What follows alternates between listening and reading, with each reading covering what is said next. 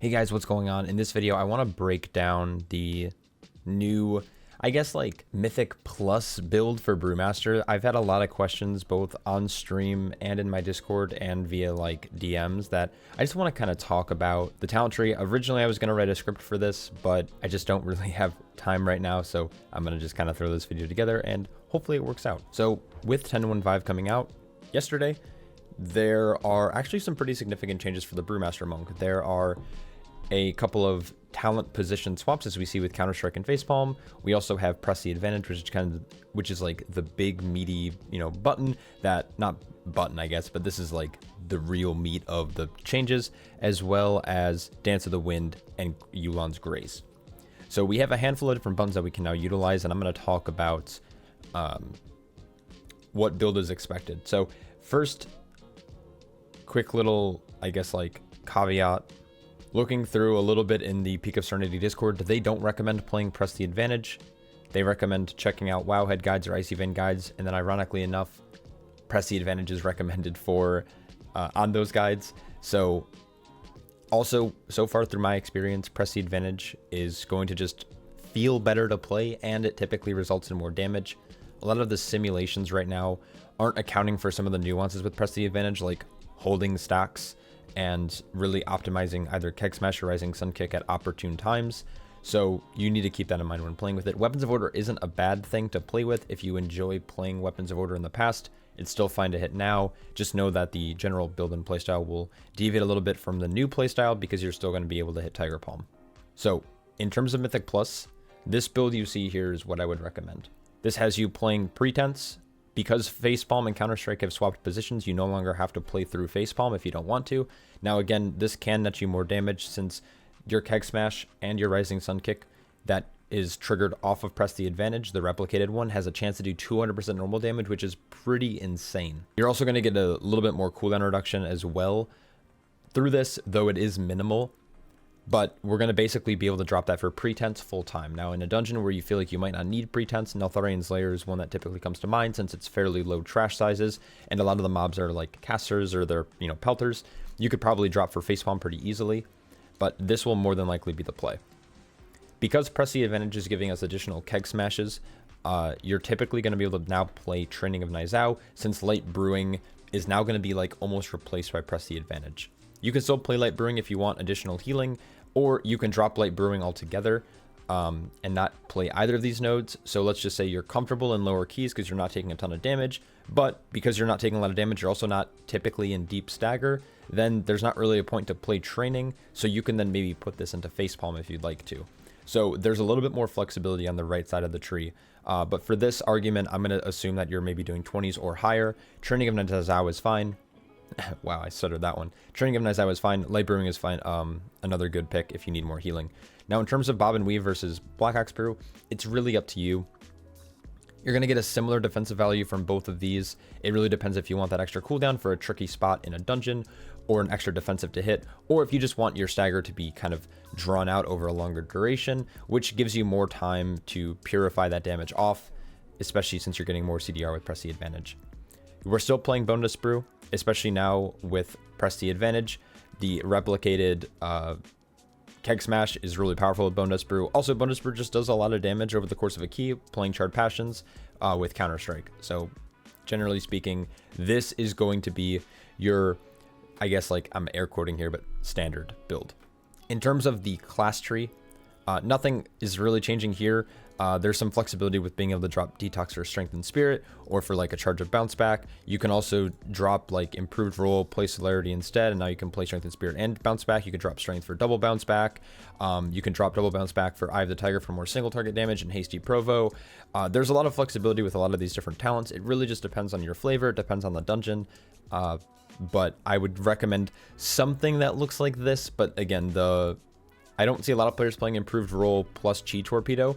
I prefer Chi Torpedo in a lot of instances because of the move speed it grants, plus the like larger travel, I guess, distance that it provides.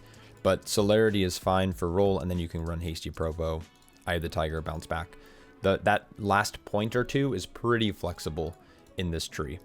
Now, in terms of stat priority, nothing's changing. You're still going to play crit followed by Verse and Mastery, followed by Haste, Haste being the lowest priority. Now, there was some speculation that Haste would increase your press the advantage stacks because it would increase your auto attack speed, but the amount of secondary set you'd have to drop to make that actually a reality is just ludicrous. So no, you're not going to be dropping Haste. And in terms of gear, you're mostly going to still want to play. Now, it's going to be a hot take. In terms of pure damage, Onyx Amulet is still doing about 5 to 6% of the overall damage in your kit. So if you're looking for pure damage, I find that Onyx Amulet is a little bit better. Now, it is the tiniest amount better. If you don't want to farm it, or you don't like playing with it, or you want any little bit of defensive value that's out there, playing a secondary ring with stats on it will be the play. In terms of secondary stats, right now I have a little bit too much crit. You typically want to be between 30 and 39 on your crit value. And then your verse, you want it typically above 20%. After that, it doesn't really matter. And then depending on your files, you can run tepid verse. But that's kind of my Onyx Amulet take. I think it's still a fine ring if you want to run it, if you're looking for a little bit more damage. But if you value any kind of defensive stat as well as a little bit of damage, running a crit verse ring or a verse mastery ring or whatever it might be will probably be the play. We're at the point in the season where you probably can get a secondary spark. We're at the point in the season where you can probably have an extra spark laying around or two, as I have in my bag. So if I wanted to, I could make a better ring at 447 with a socket on it. But I have different plans for that spark actually. But if you're someone who has a spark laying around, feel free to craft that. In terms of trinkets and stuff like that, like nothing really changed. Like Beacon's probably still your strongest. Dark Girl's pretty strong as well. Defensive trinkets, Shard of Rock, Mora, Tree Mouse, Festering Splinter, and Talisman of the Crag Shaper still extremely strong. And then press the advantage. I've been asked this a lot as well. You want to dual wield if you can. And the reason for that is because as you're auto attacking and you're gaining stacks, you can see here right underneath my character, you're going to gain a stack roughly every second and a half. It's basically all of your main hand attacks. Typically, this takes about 20 or so seconds to ramp up completely. As you see here, we're just auto attacking. And after 22 seconds, we are able to spend that on a Rising Sun Kick. So now we have a Polearm equipped. I have Dijarun. We can see that this is going to stack up much slower because as you can see, this attack speed is 3.6. The one-handed weapons are 2.6. So as you can see, we're 18 seconds in already. Oop. I should maybe keep attacking him. We're 23 seconds in already, and we're still only at 8 stacks. So if you're single wielding, like a polearm, you're going to gain about 10 stacks every 30 seconds compared to 22 seconds. Now, again, there is a slight, caveat with that. When you're spinning crane kicking, you will not be generating, or you won't be auto attacking during this. So you need to keep that in mind. Now, there are windows where, let's just say you just freshly auto attacked and then you spinning crane kick. Your auto attack is still going to happen on that interval. So as long as you're not channeling during that interval, you should be good. Now, there is an auto attack tracker weak aura. I don't use it currently. Maybe I can try to find it and link it. It could be worth tracking, but honestly, it doesn't really matter. Now, in terms of what to spend this on, in single target, I highly recommend using Rising Sun Kick. Because as you can see, if I Rising Sun Kick, I'm at 190k. I hit it. It's now at 323k. So, it's hitting for quite a lot, and it's pretty big damage. Now, in AoE, you typically want to prioritize Keg Smash because, well, it's going to be more AoE damage, but also it's going to give you cooldown on your brews. And typically in AoE pulls is when you're going to be, your health is going to be in the most amount of jeopardy. So you're going to want to make sure you're using Celestial Brew and getting it off of cooldown as quick as possible. The last thing I kind of want to touch on is like the general spell priority. There isn't really a rotation for Brewmaster. It's more or less like what to prioritize. So you want to prioritize Keg Smash and then Breath of Fire. And then, of course, filling with Spinning Crane Kick. Blackout Kick got a pretty big buff this patch by 20%. So Blackout Kick is actually going to do quite a large portion of your damage. So you're going to want to make sure you're hitting that on cooldown. Similar thing with Bonedust Brew into Exploding Keg. Now, if you're trying to optimize your damage a little bit, you want to wait till you're at least like 6 or 7 stacks, if not 10 stacks of Press Seed Advantage before you go into a Bonedust Brew, Exploding Keg, Spinning Crane Kick window, just to really maximize the damage that cooldown is going to provide.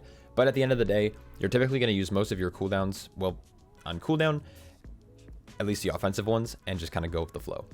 In terms of the new talents like Dance of the Wind and Yulon's Grace, Dance of the Wind, there are certain dungeons where I can see this being okay in, but whenever I think about those dungeons, I think like, but wait, Dampen might be better in that dungeon. So the first thing that came to mind was Freehold. There's a lot of auto attacks, there's a lot of physical attacks, and I was thinking like, oh, you know, extra dodge would be great there. But in reality, Dampen Harm will probably be better for a lot of those beefier tank hits, from like things like the Knuckle Dusters as well as the Crushers, or the Oiled Blade, for example. And then you have things like Diffuse Magic, which, while Yulon's Grace is probably okay, especially on the Brewmaster, since 10% of your max health is a little bit better than like a Windwalker versus, or like a Mistweaver, because we just have a larger health pool. There aren't a lot of times where this is actually going to be that impactful.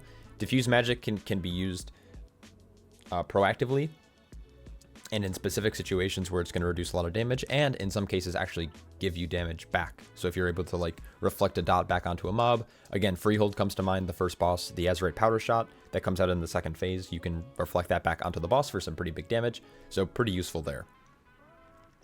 When to use these exactly, I haven't figured them out yet. As soon as I do, I will be updating that in my Discord. So I think I've covered pretty much everything that people have asked me about. This build is located in my Discord, and again, there is a little bit more flexibility here now, like dropping training for Tiger Palm, dropping Pretense if you'd like to, if it's like a dungeon like Neltharian's Lair. But for the most part, this right here is exactly what you're going to see. I'll have this linked down below, and I hope you guys enjoyed, and let me know if you have any questions in the comment section, and you can always hit me up in Discord. All right, good luck, peace out.